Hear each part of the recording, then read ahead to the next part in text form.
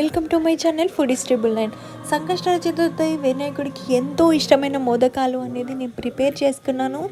కొద్దిగా గోధుమ రవ్వ తీసుకొని నెయ్యిలో వేయించుకొని కొద్దిగా పాలు పోసుకొని వేయించి బాగా దాన్ని వండుకోవాలని. వండుకున్న తర్వాత అందులో కొంచెం స్టఫింగ్ కోసం అని బాదాము, కాజు, వాల్నట్స్, కిస్మిస్లు ఇలా కచ్చాపచ్చాగా కట్ చేసి నేను అందులో స్టఫింగ్కి ఇలా మోదకాలను ప్రిపేర్ చేసుకున్నాను.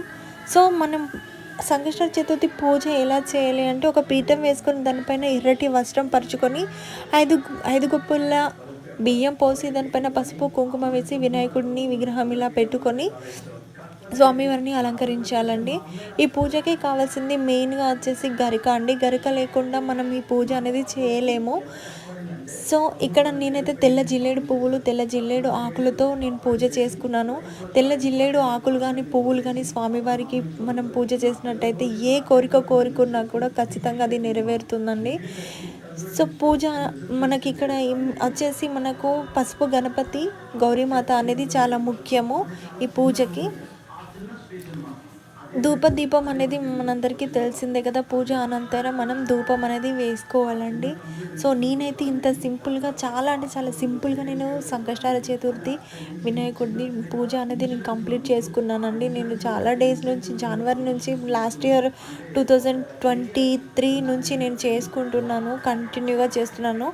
సో నాకైతే చాలా మంచి జరిగిందండి, చాలా పాజిటివ్. నేను 1 ఇయర్ చేస్తాను మొక్కలేదు, లైఫ్ అంతా నాకు మంచి జరిగి ఇంకా బాగుంటే లైఫ్ అంతా చేస్తాను అనే కోరుకున్నాను.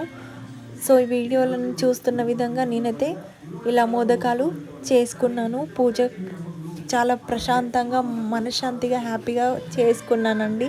ఈ వీడియో మీకు నచ్చినట్టయితే ప్లీజ్ నన్ను సబ్స్క్రైబ్ చేసి, లైక్ చేసి, షేర్ చేసి, కామెంట్ చేయండి. కొత్త వాళ్ళని కొంచెం ఎంకరేజ్ చేయండి. మరిన్ని వీడియోస్తో నేను మళ్ళీ మీ ముందుకు వస్తానని మనస్ఫూర్తిగా నేను మీ అందరినీ కోరుకుంటున్నాను. థ్యాంక్ యూ సో మచ్ అండి. Thank you for watching my video.